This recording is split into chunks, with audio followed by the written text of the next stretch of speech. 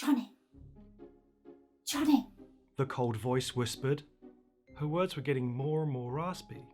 It was starting to sound as if she'd been smoking 2 packs a day since we had been kids. Yes, Ellen? There was a pause.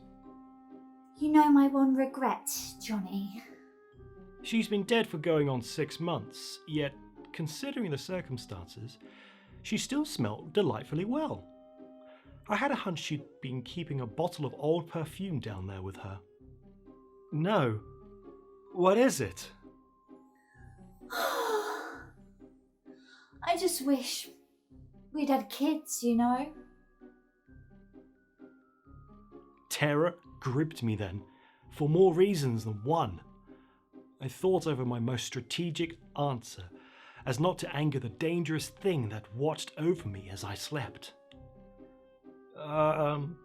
Yeah, me too. Do you mean that?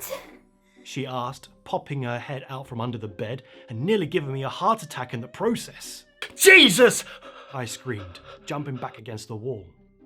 There was a single plump worm in her left eyeball now, looking to have fed happily since her untimely demise.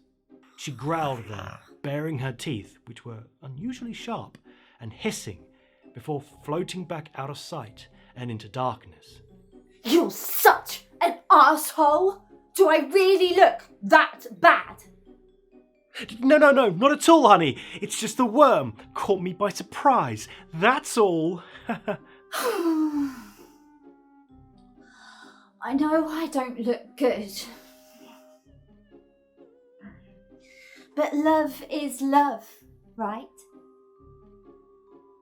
That made me think back to the first night I had seen her. I had thought I was dreaming as I watched the fresh corpse of my girlfriend gently pushed open the window. She had kissed me on the cheek and slunk under my bed. I don't want you to see me like this. Not without my makeup. My thoughts now on the present again, I sighed. She'd looked so much better back then, when she was only freshly dead. Johnny, I've been thinking, I'm not getting any more alive, you know, and my lady parts are still intact. Ellen, honey, you're fucking dead! Since when has that ever stopped anyone? She slid back across the floor, her red eyes starting to glow as they looked into mine. Look, all I'm saying is that I want us to try. Look, honey, this is not going to... Johnny, I'm not stupid. I know you've got options, and I've seen that way that little Susie, still alive, looks at you. It was true. Susie had the hots for me, and I'm ashamed to say that I had thought about asking her out for coffee since Ellen had died. I mean, it would be nice to have a girlfriend that liked going places other than beneath my bed and sometimes in my closet. Ellen, it's just... Terror washed over me then, and I remembered that whatever my girlfriend was turning into, I couldn't talk to her honestly like I used to. There would be consequences. Johnny? She continued, her voice becoming calm and demonic as her red eyes glowed more brightly. You either try and give me a baby, or otherwise, one of these nights you'll find yourself under this bed with me. That night, I slept with the blankets more tightly wrapped around my body than usual, each moment expecting my dead girlfriend to crawl out from under the floorboards and zombie rape me. Would she really do that? #zombie rape. That almost made me chuckle. Almost. After I hadn't heard anything more from Ellen for some time, I began to become worried. She was dead, sure, but I still cared about her feelings. You okay, babe? Silence. Ellen, are you okay? Oh! Ah! So now you care, huh? It turns out that even after death, women are still dramatic. Without thinking, I shot off a grenade of sarcasm. Hey, Ellen, did you never hear the words, "Till death do us part"? Fuck.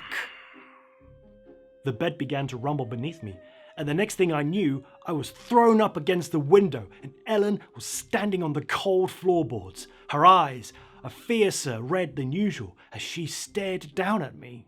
Now is not the time for sarcasm, Johnny Living.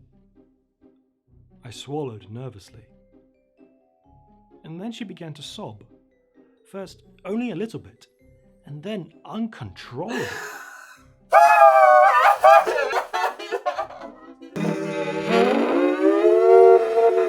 I'm sorry. Just haven't been myself.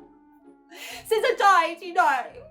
I felt genuinely sorry for her then as I stood and held her close.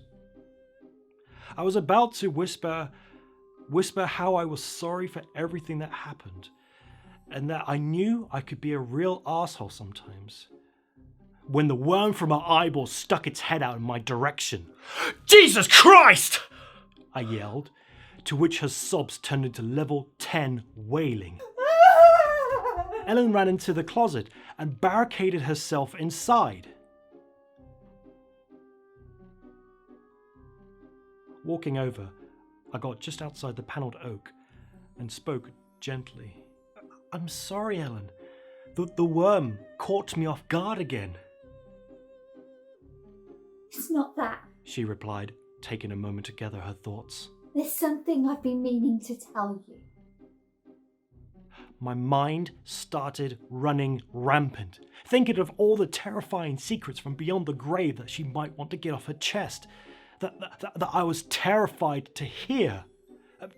Truth be told, part of me wanted to go back to college, back to living a normal life, and yes, maybe I even wanted to go on a date with little Susie. Johnny, I'm pregnant. And just like that, my life changed forever. Are you happy? She asked, her dead eyes looking hopeful into mine. Now, I ask you, what the hell would you have done in my situation? Me personally, I blacked out. Apparently hitting my head on the floor with such force that I woke up covered in my own blood. I wondered if I myself was now dead. That would almost make it easier, you know? People nowadays are mostly approving of mixed marriages, but this might be pushing the boundaries. Even in our enlightened society, there's still sadly a stigma attached to marrying a corpse.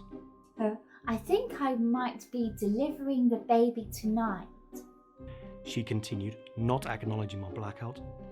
Her eyes still looked into mine, waiting for my reaction.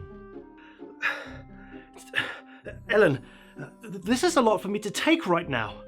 I mean, first you died, and then you started living under my bed, and then you wanted a baby, and now you're telling me you're having a baby, and that it's going to be tonight? I know. I'm so sorry for putting this all on you. I was pregnant before I died. I just didn't have the courage to tell you. I just didn't know how you'd react. Ellen sat on the floor suddenly, crossing her legs and staring down sadly. If you want us to leave, I'll understand. Little Johnny Jr. and I can start a life somewhere else. Maybe we can start a scary YouTube channel or something. No son of mine is starting a YouTube channel. What kind of name is Johnny anyways? It's your name. I've always hated that name. My girlfriend smiled, and so did I. Sure, life was about to get a lot harder, but I still loved Ellen. And now with our baby arriving, I finally understood that life wasn't just about me anymore. How about Frank? Short for Frankenstein. I know what it's short for. And it's perfect. A curious look passed over her. But are you sure you're ready to be a father? No. But when have I been ready for anything?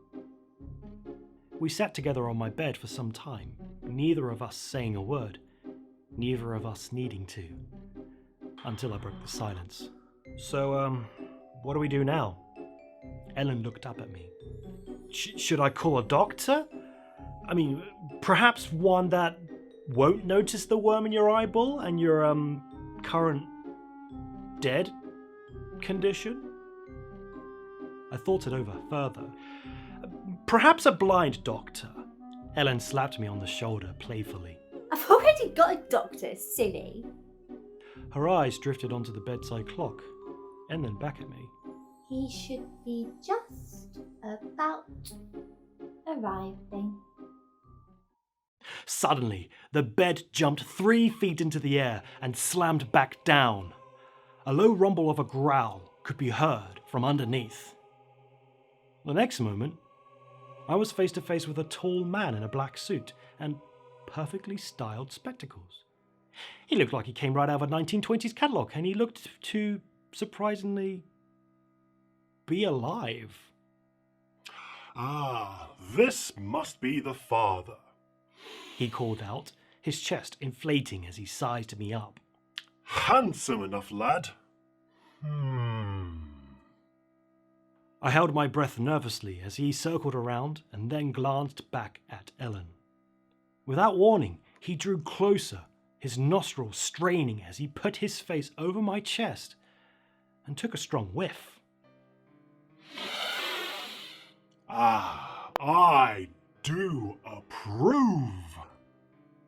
Relief washed over me as he shook my hand vigorously. Rupert's my name, and delivering undead babies is my game. I even have a 31% success rate. That's the best in the business. Before I could decide whether to laugh or run, I watched in horror as his eyes suddenly began to change. The friendly, intelligent brown began to swell slowly, and then faster, changing into a deathly glowing ash. After the transformation was complete, his pupils were like burning embers, and they stared deeper and deeper into my very soul. The friendly British man's voice was no longer friendly at all, but instead dark and malevolent. Now, before we get started, I must warn you of one peculiarity with your case. What is it? Ellen asked nervously. A grin fell over Rupert. I myself have nothing against love shared between the living and the dead, but I don't speak for everyone. The glowing embers of his eyes looked into mine. If the two of you go ahead with this and have the child, there will be no more safety for you. They will come for him. They will come for all of you. Who's they?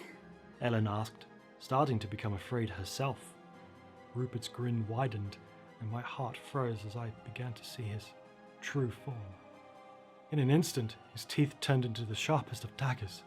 His perfectly placed glasses were transformed from steel frames to solid bone, of which somehow I knew was the human variety, and long black claws shot forth from his even longer fingers. They were stained forever with blood. Rupert's eyes blazed with fire, and as Ellen and I watched them glow brighter still, we exchanged a mutual look of terror. Fear gripped me tighter than ever before, and I braced for his next words. Those that walk in the darkness.